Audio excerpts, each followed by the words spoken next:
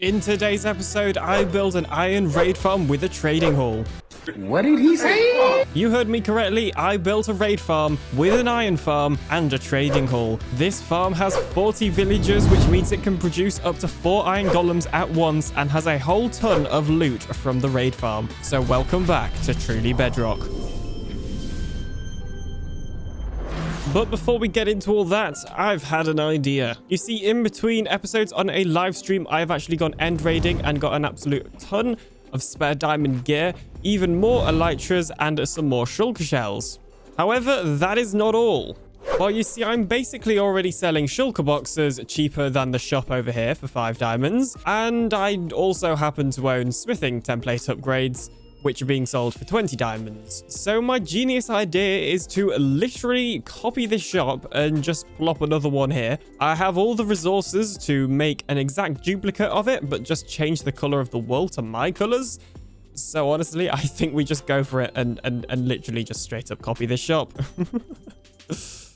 And there we go. I have literally made a shadow shop of the one behind me, and just to make it a little bit more authentic, I've added cobwebs and vines, which will eventually grow down over it to make this thing kind of look a little bit old and forgotten, because nobody needs to go to this shop anymore, because this one's over here selling things for even cheaper. So I'm selling elytra for 10 diamonds still. I'm selling shulker boxes for 3 diamonds, and then I've had netherite upgrade templates for 18. This is technically a 2 diamond discount from 20. I know it's not a lot, but I just wanted to be annoying. I'm going to be honest. And despite what Smurf has been saying in his video, I do still have the original netherite upgrade template in my ender chest, which is why he couldn't find it in any of my chests. But now we've got those shenanigans out of the way, let's get to our iron raid farm trading hall. Now, the first step to any iron raid farm with a trading hall is to have a pillager outpost. Like this one, I happen to have already claimed in a previous live stream. Hello there, my good sir. But anyway, we have the first step to any iron raid farm, but we of course need a design. So it's time to head to another world. Now, if you've been around the channel for over half a year, you may recognize this. This is an iron raid farm I built on Minecraft Season 4, which is an old SMP I used to play on. So at the top here, you can see we have the iron farm part, where obviously the villagers are and the iron golems spawn. And then if we go down, you can see here we have the kill area as well as the storage. Now, there are a couple of minor modifications I want to make to this farm, but pretty much everything is going to be exactly the same. Now, in 1.21, they did change it so that mobs spawn on the center of a block instead of on the edge. Now, previously, because mobs were spawning on the northwest corner of a block, we could put a glass block in the head, which would push them off. So I assumed that because they've changed it so mobs spawn in the center, this will no longer work. But as you can see over there, if we fly away a little bit and then slowly fly back towards it, we should see some pillagers spawn any second and get pushed off. There you go. See, look, they instantly spawned and then got pushed off. So I'm guessing the change to mob spawning actually only affects regular mob spawns instead of structure spawn spots. So we actually don't need to change the lower part of this raid farm design at all. Also, if you're wondering, this is obviously where the original outpost would be. I just destroyed it for ease. So now all we need to do is put a trading hall on it. So originally I was going to put the villagers here, which is the AFK spot. However, they weren't linking to the beds, which we had in the middle of the raid farm spawn area over here. Well, I guess technically also the iron farm spawn area. Just the spawn area. So I decided to put the villagers around the edge of the farm.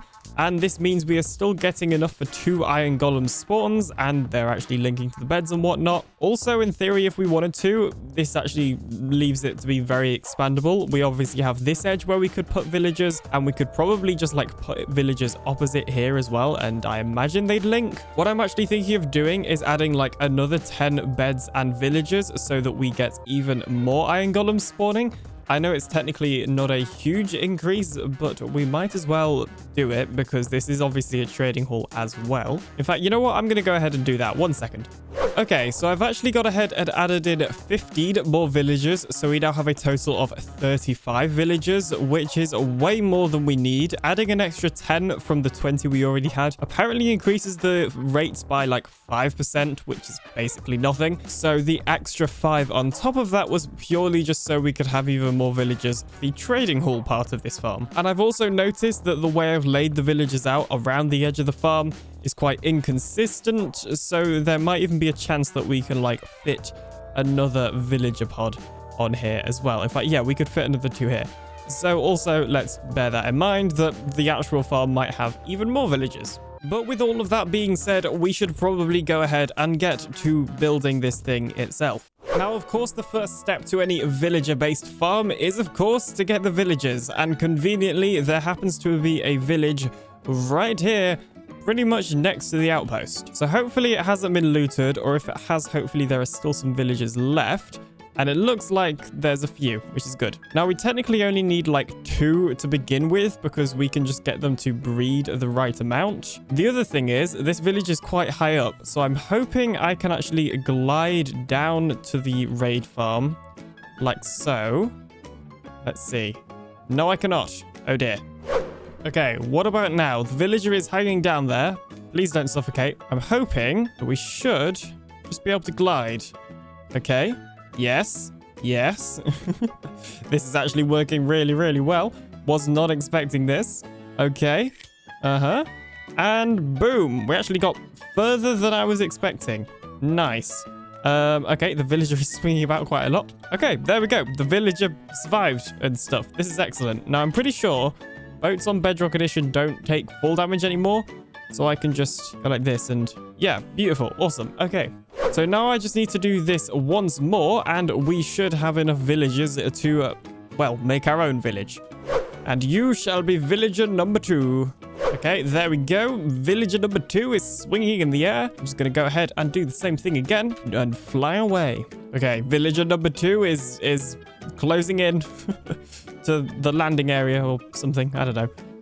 And boom.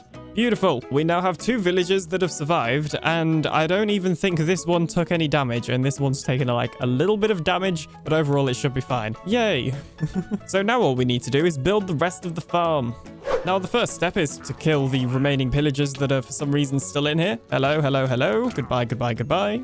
The second step would be to work out where the spawn spots are for this thing, which are here and right here. And then we're going to actually tear down the entirety of this outpost. You technically don't have to take down the outposts. I just personally like to because it gives you a little bit of space to work with.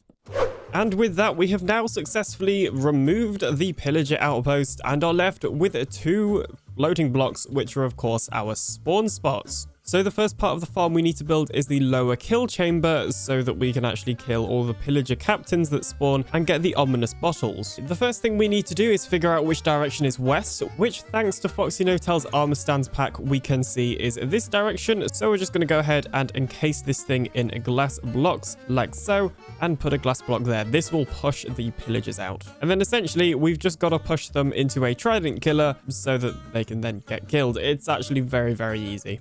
And these leaves mark the final thing we need to do on the lower spawning area. Well, obviously, other than like the redstone, I mean like the general... Ow, ow, that is a lot of death.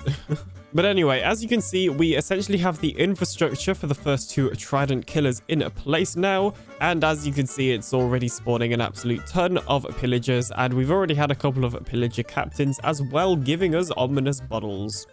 And one of the things that has just occurred to me is I actually don't have a ton of iron, so it's probably a good idea to get the iron farm section of this farm built so that we can then craft a load of hoppers for the actual item storage. So it's official, we're building the top spawning platform now. Let's do this. So now would be the point where I transition to a time-lapse, but we don't really have the time-lapse stuff on Truly Bedrock yet. So just imagine that there was a really cool time-lapse here. Whoa. Well, I'm yet to add in any of the water, but we have the majority of the spawn platform built up, although we don't have like anything built up like below that.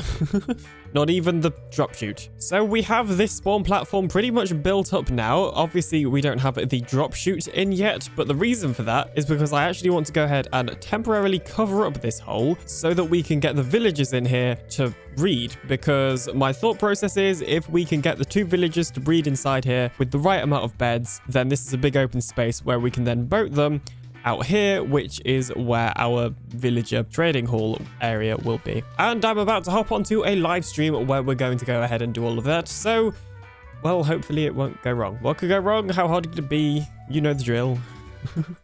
Why, hello there. So one live stream later, and it's safe to say I have been pretty busy, so let's go over all the things I've done. First of all, I have got ahead and bred, is that the right word?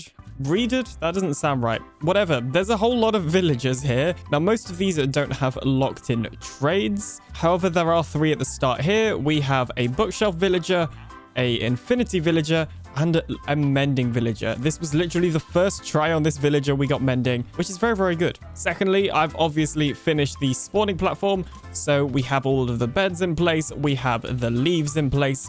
We have the water, the signs to stop the ice because we're in a stupid snow biome. Basically, everything in this top section of the farm is complete. All we need to do now is the bottom section of the farm. And as you can see, by the way, the iron farm part of this farm is working, and technically so is the raid part. So whilst we still don't have the lower trident killers in place, meaning we can't automate getting the ominous bottles, we can go ahead and manually kill those pillagers to get ourselves an ominous bottle. We can then go ahead and drink that ominous bottle and wait here at the AFK spot, if I can fly to it, for approximately 30 seconds. And there we go. We have now got ourselves a raid. And as you can see, the raids will spawn in the spawn platform and get pretty much killed instantly from full damage. So that is a benefit of not using a trident killer, is the efficiency of our raids is quite quick, even though we're not getting as many drops. Now, one thing you may notice is this giant platform up here. This is to stop snow from going on there and, well, being all snowy. Now, what I actually need to do is cover this in string so that this won't get covered in snow, because I'm pretty sure that once this snow reaches like a full block, raids might be able to spawn on it, because raids are kind of dumb. But for the time being, I don't have a good source of string, so we'll have to add the string, well, after I've built a mob farm. But anyway, all that aside, the main thing we need to do now is build some sort of a storage system, because we are getting an absolute ton of iron golems. I've actually been doing a little bit of AFK, so as you can see, we do have some iron in here. Oh, and I've obviously run like some other raids as well, so we also have all of the various raid loots, including totems. But anyway, that's enough waffling. I'm going to wait for this raid to finish, and then we're going to begin working on the lower trident killer. Well, whilst I was waiting, I was doing some villager re-rolling, and we got density for 64 emeralds. That is a lot of emeralds. That is too expensive, sir.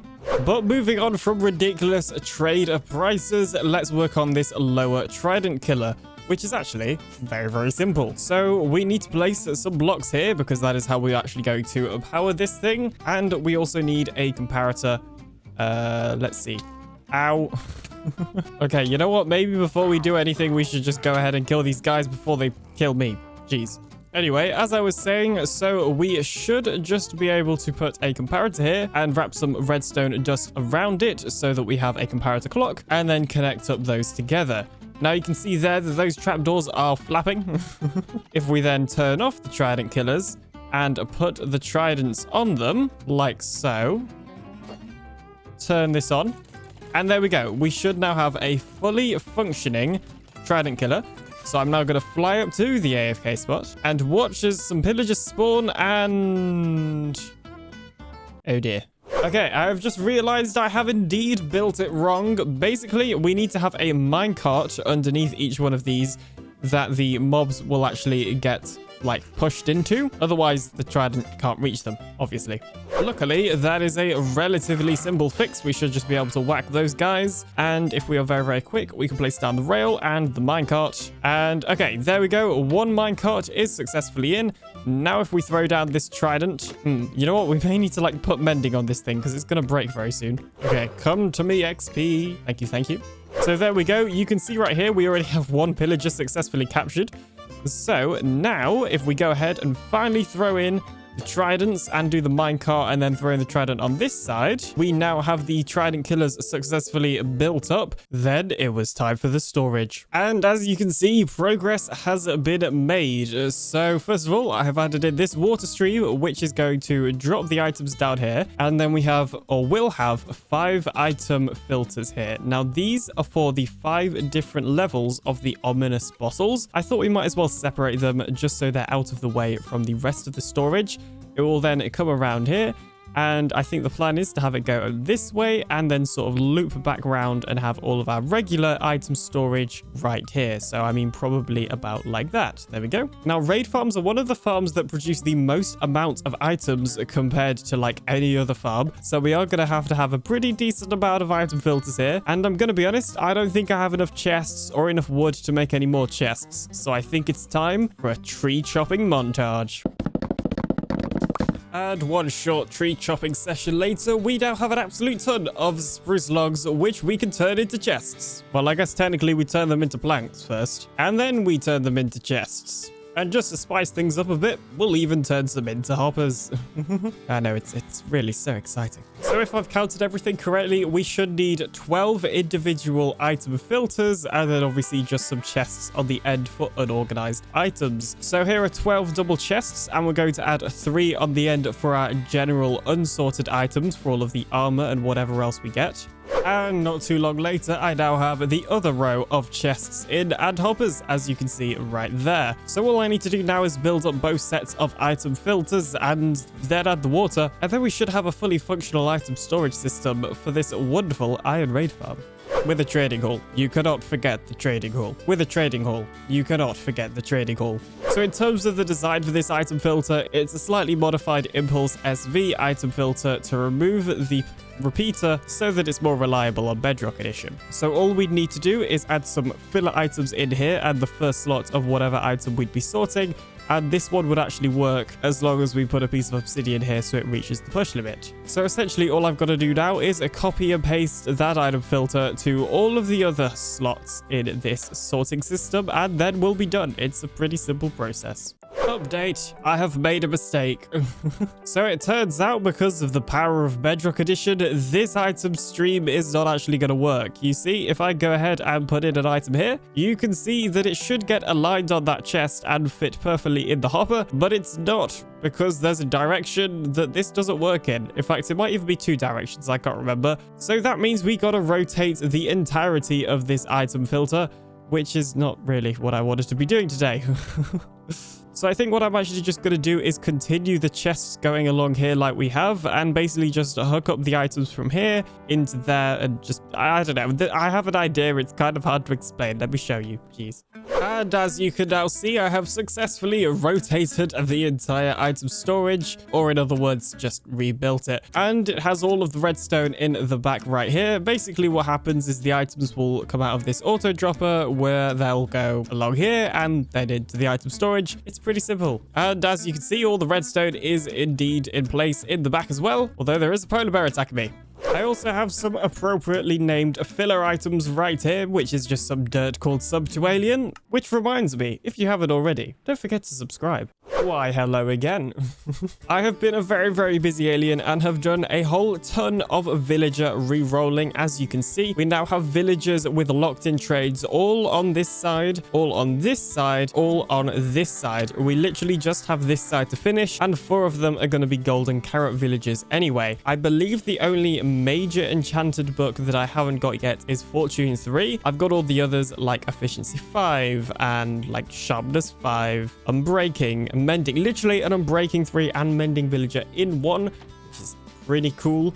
So yeah, the point is we have a whole load of villagers. As you can see, we have also been running some raids and have been getting an absolute ton of drops from that as well. We have a pretty decent amount of emeralds. Obviously, I've been using some on the trading hall, and we also have an absolute ton of iron as well from the iron farm. However, all of this has given me a pretty good idea. So I'm thinking, why not get just an absolute ton of the emeralds that I have managed to get from this farm and put them in a shop right next to Liara's villager trading hall shop. This way, when people come to use the trading hall, they'll be able to buy emeralds from me first in case they forgot them. So the plan is to be selling 32 emeralds for 2 diamonds because I still don't have infinite emeralds, but I do have a pretty good amount. And I'm hoping that as the people come into Liara's shop, they'll see this, realize they need some emeralds, and pay some so that they can go ahead and trade with the villagers in there. If you ask me, it's a pretty genius business strategy. And the final thing I want to add to this shop is some iron. So I know Liara's selling iron over there, but seeing as this shop is basically just undercutting everyone, I figured why not. Now, I have also noticed that there's a couple of new shops over here. Wait, what's Slates? Smurf, what are you guys doing? What are you doing? Oh. We're just here. What? We're having a wrestling match. Yeah. What is... I'm currently losing. Oh. What is this? Oh. Okay. There's murder. Why did Slates murder Smurf? Did Slates and Smurf build a shop without Alien? And will Smurf ever get his stuff back? Well, I guess you'll have to find out in next week's episode of Truly Bedrock.